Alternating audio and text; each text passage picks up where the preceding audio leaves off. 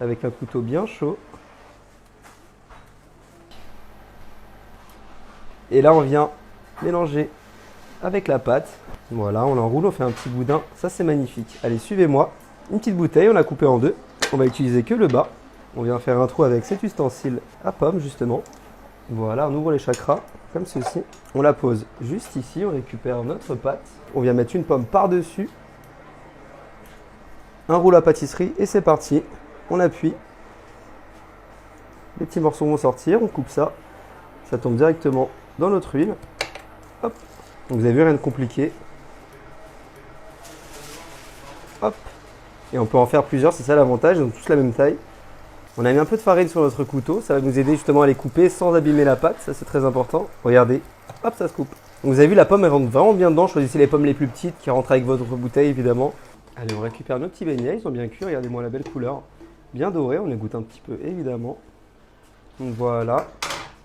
Un peu de sucre un peu partout, on vient chercher la gourmandise, vous connaissez la chanson. Voilà, au passage je récupère ma glace. On va la mettre sur le côté comme ceci. On va la couper dans la longueur. Tellement onctueux, ça se coupe très très facilement. On enlève l'intérieur comme ceci à la cuillère. Hop là. Allez, on va nettoyer le petit pot, très important pour la suite de la recette. On met un petit peu dedans. Voilà, magnifique. Allez, on sèche un peu. Parfait. Allez, venez avec moi, il y a ici. J'ai ici un joli caramel, regardez-moi la couleur, incroyable. On va en mettre dedans, à peu près à 3/4. Et là, regardez bien ce que je vais faire avec mes doigts. On va venir mouler les bords du petit pot. Ça est vraiment bord à bord. En fait, ce qui va se passer, c'est que ça va figer, comme ceci. L'excédent, très important, on va le réutiliser juste après, restez bien avec moi. Voilà. Et on laisse refroidir tranquillement. Allez, on retire, ça va bien refroidir. Regardez-moi comment c'est beau ça. On le pose ici. Je vais récupérer un petit peu de glace qui nous restait, bien onctueuse, encore une fois, des vraies gousses de vanille. On met une boule comme ceci à l'intérieur.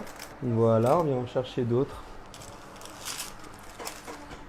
Nos petites boulettes, nos petits beignets par-ci par-là. On enchaîne un petit peu avec de la glace.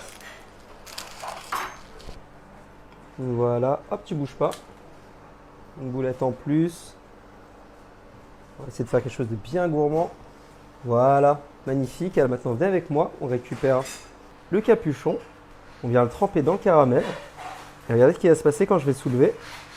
Ça va se joindre en un point, comme ceci. Ça se joint en un point. On revient dans notre assiette. On le pose à l'intérieur. Et là, regardez bien ce qui va se passer.